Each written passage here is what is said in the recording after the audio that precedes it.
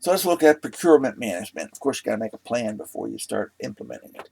Um, for most part, an IT project, as I said, procurement management deals with either hiring contractors or writing software. Um, the types of contract. Let's look at some of the contracts we might want to do. One is a fixed price. I want this, and this is what, and they say, well, this is what I'll pay for it. You go, okay, you've agreed on a price. Another one is some sort of cost plus method, and that is where the contractor says, I will, you pay my costs, and then I get some sort of fee at the end as some uh, that percentage of that. Maybe a cost and a bonus, and that is where you pay the cost, and then they get some bonus at the end.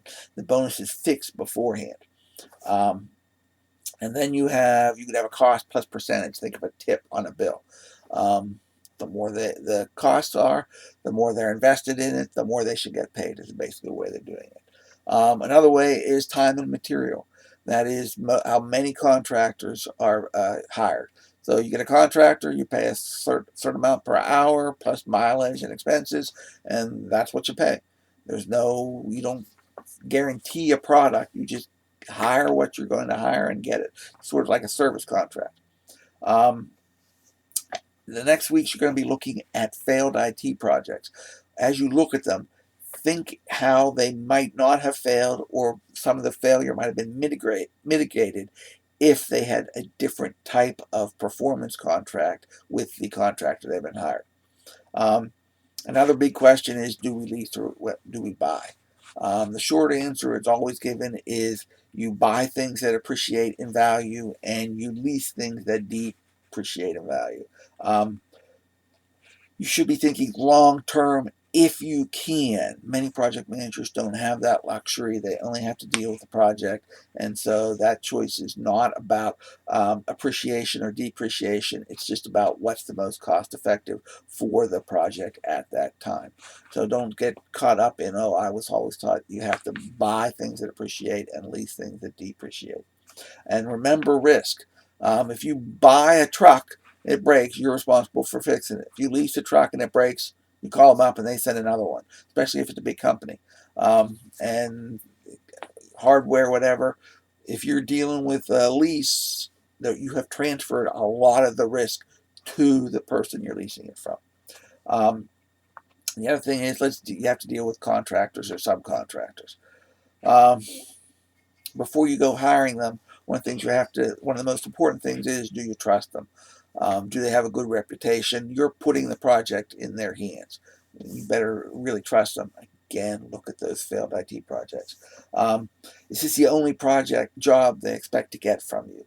If you're a big company and you're doing a lot of outsourcing, and this is a company that you're going to hire a lot, you're probably going to get good work from them.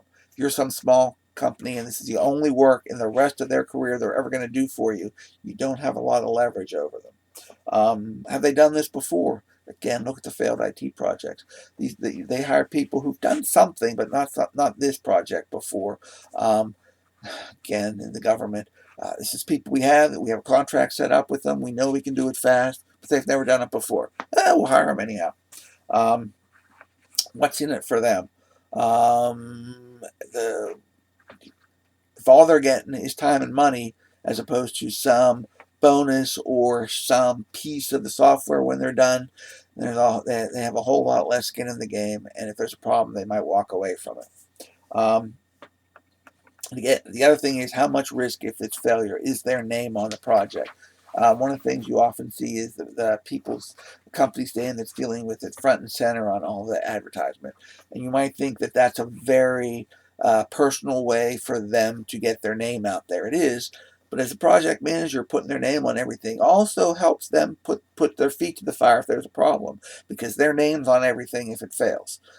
So you might think it's just free advertising for them and you don't want to do it. It's also, it gets some enthusiasm for getting the project done. Plan how you're going to communicate. If when you're bidding the project, you get a whole bunch of vice presidents, and then once the project is done, you get some flunky on the phone and nobody's ever going to answer you, there's a problem. So make sure that when you're writing the contract, you know who will communicate with, and it's guaranteed in the contract that you can pick up the phone and get hold of somebody. And again, how far up the food chain is that? The lower up the food chain, the less important clearly they're putting into this project. Um, Look at the statement of work on page 519 in your book.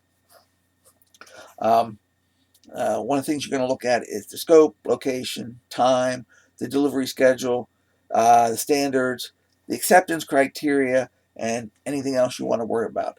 You need to be as detailed as possible. Again, everything we just talked about, the less skin in the game, the more worry, the more they haven't done this before, the more that they might not have to deal with you in the future, the more this document needs to be detailed. So you can go back to it and again, CYA rules today. Um, Now, how you hire these people is through an RFP or an RFQ. And RFP is a request for proposal. I'll post a template and some samples in there. The book has a good one. It's like 3 or 4 pages long in request for proposal. You need to look at that as well. The request for proposal not only tells people what you want, it tells them how you want their proposal back to you. And you do that so you can have a standard set of criteria to judge different proposals. If everybody gives you their own way of doing things, then it's hard to judge the different proposals. So the request for proposal is not telling them just what you want, and they tell you how they're going to do it, but it tells them how you want the proposal organized. And so a request for proposal sets up the standards for how you're going to get the proposal. A request for quote is usually a much smaller document. It can be very detailed, but it's just really about price. The request for proposal may have price in it, but most people treat the request for proposal price as a starting point in negotiations, not a firm final price. Um, I want to talk about how then when you send out your RFPs, you give a date when they have to be due back. You get them back. If you're in a government organization or some other organization, the price may be the most important thing.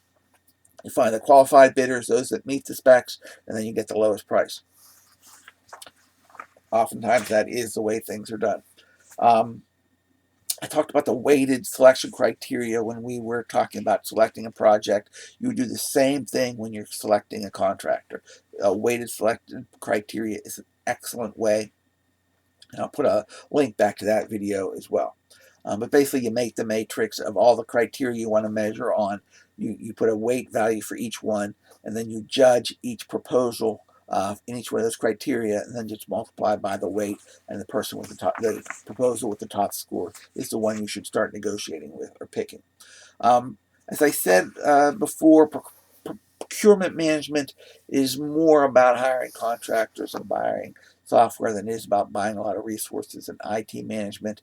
And working with contractors is an art and a skill, and it's a very dangerous experience. But contractors can be very helpful, and they bring a lot of expertise that you don't have. And if you only need a short burst of that expertise, oftentimes the contractor is definitely the way to go. And the expense and hassle of dealing with it more than makes up for trying to hire that expertise into your project.